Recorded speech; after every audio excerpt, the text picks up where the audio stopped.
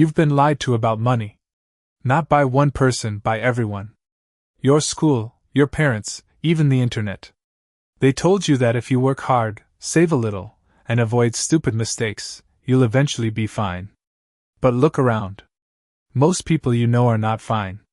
They're one missed paycheck away from panic, and they have no idea why, because they did everything they were told to do. So today I'm going to show you the real reason most people stay broke, and it has nothing to do with how hard they work. Here's the uncomfortable truth. Staying broke isn't caused by one big mistake. It's caused by a handful of small, invisible habits, repeated so many times that they start to feel like normal life. And once you see these patterns clearly, you can't unsee them, in your own life or in everyone around you. The first trap is lifestyle inflation, and it's the quiet killer of almost every raise you'll ever get. Someone earns more money, and within weeks, their spending rises to match it. Nicer apartment. Newer car. More takeout, more subscriptions, more little upgrades that all feel justified in the moment. On paper, their income doubled. But somehow, the amount left over at the end of the month is exactly the same as before, sometimes worse. This is why you can meet someone who earns twice what you do and is still broke. Because wealth was never about how much you earn. It's about the gap between what comes in and what goes out, and almost nobody protects that gap on purpose. The second trap is even sneakier, because it doesn't feel like a mistake at all. It's simply not having a plan. Most people can tell you roughly what they earn.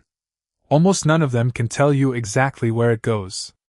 Money doesn't disappear all at once, it leaks. A subscription here. A delivery order there. An impulse buy that felt completely reasonable at 11 p.m. None of these decisions feel dangerous individually. The people who build wealth aren't smarter than you. They just know exactly where every dollar is assigned, before it ever leaves their account. The third trap is debt, but not all debt is the villain here. There's a real difference between debt that builds something and debt that only costs you. A mortgage, or a loan that leads to a higher income, can work in your favor.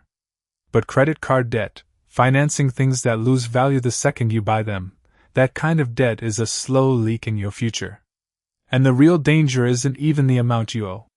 It's the interest. Every month a big chunk of your paycheck goes toward interest. You're not building your future, you're funding someone else's. The fourth trap is comparison, and social media has turned this into a financial disaster for an entire generation. You scroll, you see vacations, new cars, renovated homes, and some part of your brain quietly decides you need to keep up. So people spend money they don't have, on things they don't need, to impress people who are barely paying attention. And here's the part that stings. Most of the people whose lives look impressive online are drowning in debt behind the scenes. Chasing the appearance of wealth is one of the most reliable ways to guarantee you never build any. The fifth trap is thinking short-term in a game that only rewards long-term thinking. Most financial decisions are made based on how someone feels in that exact moment, not where they want to be in 5 years. Skip the home-cooked meal, order out instead. Delay the emergency fund because something more urgent always shows up. These decisions feel harmless, because in isolation they are. But financial security is built entirely out of boring decisions, repeated over and over, long after they stop feeling exciting. The sixth trap might be the most painful one, because it's built on fear. A lot of people don't check their bank balance. They don't open the bill. They don't calculate their total debt, because the number feels too heavy to face. But here's what nobody tells you: avoiding the number doesn't shrink it. It grows quietly, in the dark, while you're not looking. The moment someone actually sits down and faces the real numbers, even messy, uncomfortable numbers, the anxiety drops almost instantly.